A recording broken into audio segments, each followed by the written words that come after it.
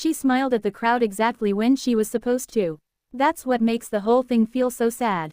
Because if you watched closely during that appearance this week, and I mean really closely, there was a split second where Princess Leonor's expression completely changed right before the cameras zoomed in. Almost like she forgot people were watching her. Then suddenly, the smile came back. Perfect posture, perfect composure, perfect future queen. But honestly, I don't think that smile reached her eyes. And the more I think about it, the more convinced I become that something emotionally shifted behind palace walls recently. Now obviously, the palace would never publicly confirm something as personal as a breakup. Royal families protect emotional stories harder than political stories sometimes. But that's exactly why people keep paying attention to the tiny details instead.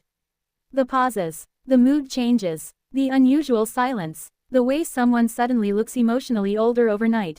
And Leonor lately, she looks emotionally exhausted in a way we haven't really seen before. Not weak, not broken, just carrying something privately. And maybe I'm wrong, fair enough, but if I am wrong, then why does her recent public image suddenly feel less like a teenager becoming a queen, and more like a young woman learning what emotional sacrifice actually costs? Because that's the part people forget about royal life. The crown doesn't pause for heartbreak. If you're new to Leonor's story, subscribe, I post every day. Because these stories are never just about palace headlines. The real story is usually hidden in the emotional moments royal cameras accidentally capture for half a second before the official narrative takes over again. And honestly, I think that's exactly what happened here. You know what really caught my attention recently? Not a speech, not a royal event, not even the military appearances everyone keeps obsessing over. It was how controlled Leonor suddenly became emotionally. Almost overnight. And whenever someone that young becomes emotionally guarded that fast, I start asking questions. Because people don't become emotionally distant for no reason. Especially not at her age. Especially not when the entire world already expects perfection from you 24 hours a day. I keep thinking about something Prince Harry once hinted at years ago, that royal life makes emotional recovery almost impossible because public duty continues whether your personal world is collapsing or not. And honestly, I think Leonor may be discovering that reality right now. Not through scandal, not through rebellion, but through heartbreak. The quiet kind. The kind people hide behind discipline and routine. And if that's true, then suddenly a lot of recent moments make more sense. The heavier expressions. The more serious tone. The way she sometimes looks mentally somewhere else during official appearances before quickly snapping back into future queen mode. That doesn't happen accidentally. That's emotional compartmentalization. And people who've experienced heartbreak recognize it immediately. Now let me say something important because I know how royal internet culture works. I'm not trying to invent fake drama or turn Leonor into some tragic movie character. Actually, I think the opposite is happening. I think people are finally realizing she's more human than the palace image allows her to appear. That's why audiences are connecting with her more lately. Not because she looks flawless. Because she suddenly looks emotionally real. And ironically, that vulnerability may actually strengthen her future public image more than palace advisors realize. Because audiences in 2026 are exhausted by perfection. Look at what's happening globally. Whether it's celebrities, politicians, influencers, even YouTubers like Mr. Beast, audiences respond more strongly now to emotional honesty than polished image management. People want to feel something authentic. That's why perfectly controlled royal branding doesn't hit the same anymore. And I think Leonor's recent emotional heaviness, whether intentional or not, has made her feel more relatable than ever. You know who this situation actually reminds me of a little? Kate Middleton years ago. Not because the situations are identical, obviously. But because there was a moment where Kate stopped looking like the perfect royal girlfriend, and started looking like someone carrying real pressure emotionally. That shift changed public perception permanently. People suddenly saw the human being underneath the institution. And maybe Leonor is entering that same transition now. The difference is that social media in 2026 magnifies every tiny emotional detail instantly. One expression becomes 10 million theories overnight. One quiet moment becomes global analysis. That pressure must be insane, honestly. Imagine trying to process heartbreak while military cameras follow your every movement and the internet slows down your facial expressions frame by frame. That's not normal human life. That's emotional surveillance. And I honestly think people underestimate how lonely that can become. Because who does Leonor even talk to freely anymore? Really think about it. Every friendship becomes news. Every relationship becomes speculation. Every emotional change becomes international discussion. That kind of environment forces people to hide their feelings whether they want to or not.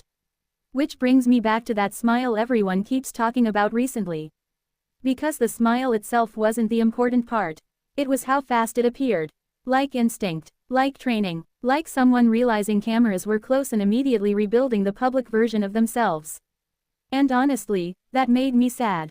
Because it reminded me that Leonor doesn't fully own her emotions publicly anymore. The institution does. That's the hidden deal royal heirs make very young. You can feel pain privately, but publicly you must represent continuity. Even after heartbreak, even after disappointment, even after losing someone emotionally important. And here's my personal hot take that some people may disagree with. I actually think the palace prefers emotional rumors over emotional transparency. Why? Because mystery protects the institution better than honesty sometimes. If people speculate quietly, the monarchy stays untouchable. But true emotional openness creates unpredictability. That's dangerous for royal systems built on control. So instead, audiences are left reading between the lines constantly.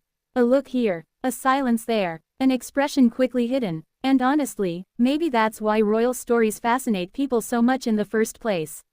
Not because monarchy feels modern. Because underneath all the protocol, these people are trapped in deeply human emotional situations while pretending publicly that everything is always fine. That contradiction is fascinating. And heartbreaking. I also think there's another layer here nobody discusses enough. What happens when someone like Leonor realizes love may never feel fully private again? That changes relationships completely. Because normal people go through breakups quietly. Royals go through emotional changes under observation. Every interaction becomes strategic whether they want it or not. And that pressure alone can destroy emotional peace over time.